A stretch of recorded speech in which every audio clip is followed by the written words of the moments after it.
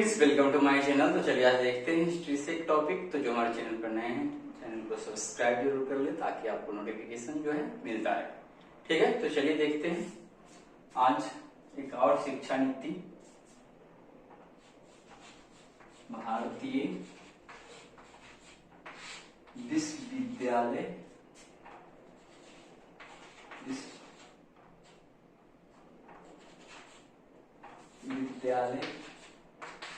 अधिनियम, ठीक है, अधिनियम 1904, ठीक है, इसके बारे में हम देखेंगे।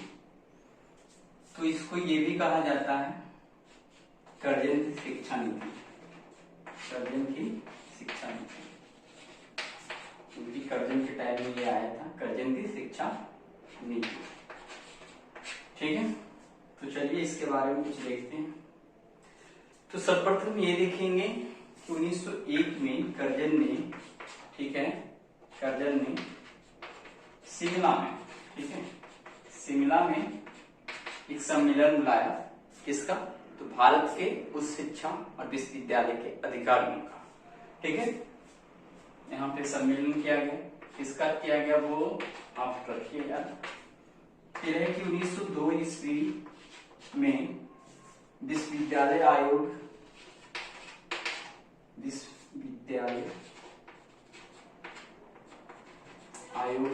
का गठन किया गया। ठीक है, गठन किया गया। इसके अध्यक्षता में तो रैले के अध्यक्षता में, अध्यक्ष कौन था? तो रैले। फिर क्या होता है? 1904 में विश्वविद्यालय अधिनियम को पारित कर दिया गया। ठीक है, पारित कब हुआ? तो 1904 में पारित हुआ। अब इसमें क्या क्या प्रावधान थे? ठीक है, प्रावधान क्या क्या थे थोड़ा ये देखते हैं। एक होता है उप सदस्य विश्वविद्यालय में, जिसको इंग्लिश में बोलते हैं फेलोज। ठीक है, उप सदस्य या फिर फेलो बोलते हैं, फेलोज बोलते हैं। तो इसके बारे में ये कहा गया कि इसकी संख्या जो विश्वविद्यालय में होगा 50 से कम नहीं होना चाहिए और 100 से अधिक नहीं। ठीक है, 50 से कम नहीं और 100 से अधिक, ये इसकी संख्या रखने की बात किया गया। साथ ही ये कहा गया था कि इसका जो कार्यकाल होगा, ठीक है, ये 6 वर्षों के लिए होगा फेलोज का। इसकी समय अवधि कितना तक फेलोज कोई व्यक्ति को बनाया जाता है तो रहेगा तो 6 वर्ष के लिए। इसकी नियुक्ति क्या कौन करेगा? उस वक्त का जो तत्कालीन ब्रिटिश सरकार था, भारत में जो शासन कर रहा था, वो करेगा। ये प्रावधान था, फर्स्ट प्रावधान। और प्रावधानों की बात किया जाए तो विश्वविद्यालय में अध्ययन और शोध के लिए प्रोफेसर और व्याख्याताओं, ठीक है, प्रोफेसर और व्याख्याताओं की नियुक्ति की जानी चाहिए, नियुक्ति की जानी चाहिए, ये बात क्या है।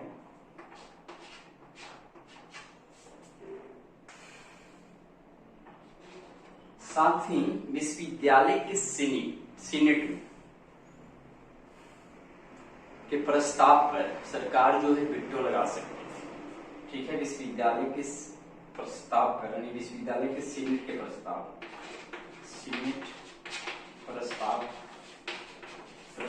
पर सरकार वेटो लगा सकती है।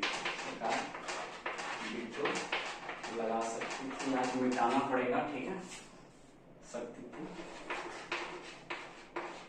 जिसको वेटो को क्या बोलते हैं? निषेधाधिकार, शक्ति।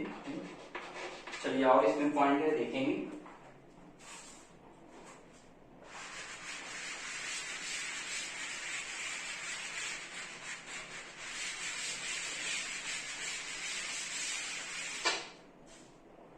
आगे ये था कि सीनेट यदि कोई नियम बनाती है तो सरकार को उसमें कुछ गड़बड़ी लगता है तो उसको वो समाप्त करके अपने अनुसार नया कानून बना सकती थी। ठीक है, तो सीनेट के द्वारा, विश्वविद्यालय के सीनेट, ठीक है, तो सीनेट के द्वारा बनाए गए कानून को, कानून नहीं, नियम, ठीक है, विश्वविद्यालय चलाने के लिए अपने नियम को हाँ, सीनेट द्वारा बनाए गए कानून नियम को अवैध कर खुद नियम बना सकते थे, इसके अलावा और क्या हो सकता है विश्वविद्यालय से रिलेटेड, जितने भी कब बोल सकते हैं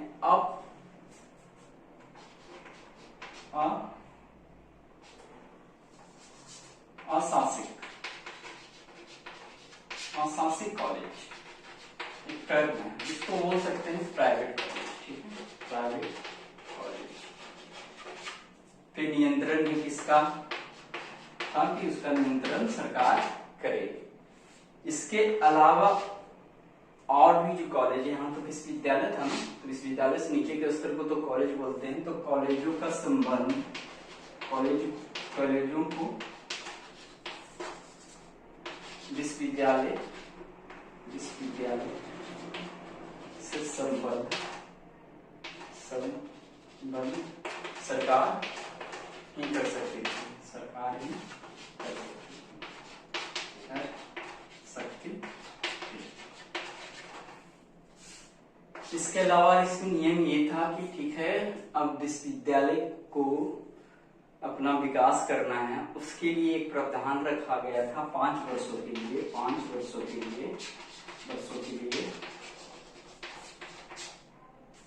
प्रत्येक वर्ष 5 वर्षों के लिए प्रावधान आया था, लेकिन प्रत्येक वर्ष 5 लाख का अनुदान जो है सरकार द्वारा दिया जाना। ये भी प्रावधान था इसमें 1904 वाले में। और भी कुछ प्रावधान था, इसको भी देख ही लेते हैं। इतना तो देख लिया, प्रावधान नहीं है। तो इसके बाद क्या होता है सरकारी नीतियों में, ठीक है, इसके बाद जो है सरकारी नीतियों में सरकारी अनुदान एक विशेष नियम बन गया कि अब देना है, ठीक है, ये भी याद रखिए, इसको लिखते नहीं है। अब ये इस शिक्षा नीति का कुछ ना कुछ तो प्रभाव पड़ा होगा, तो राष्ट्रवादियों ने इसका विरोध किया, ठीक है, राष्ट्रवादियों ने इसका विरोध किया, ठीक है, विरोध किया। और क्या कहा उसने, आरोप ये लगाया कि साम्राज्यवाद को बढ़ावा दिया जा रहा है, साम्राज्यवाद को मजबूत किया जा रहा है, साम्राज्यवाद को मजबूत किया जा रहा है, और राष्ट्रीय भावना जो पैदा हो रहा था, राष्ट्रवाद की भावना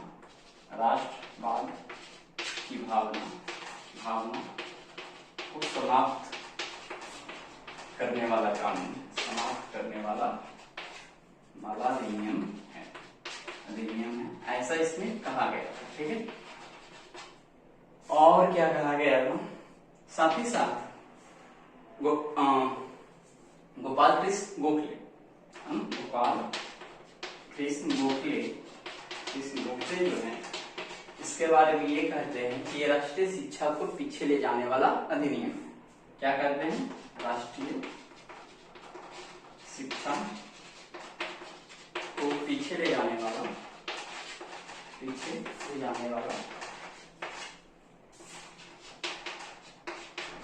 अधिनियम। ये कुछ ना सारा प्रावधान था 1904। आज का हिस्ट्री बस इतना ही रहने देते हैं। वीडियो अच्छा लगा हो तो चैनल जरूर सब्सक्राइब कर ले, ताकि आपको नोटिफिकेशन मिलता रहे। चलिए मिलते हैं अगले दिन पॉलिटिकल साइंस की क्लास के साथ।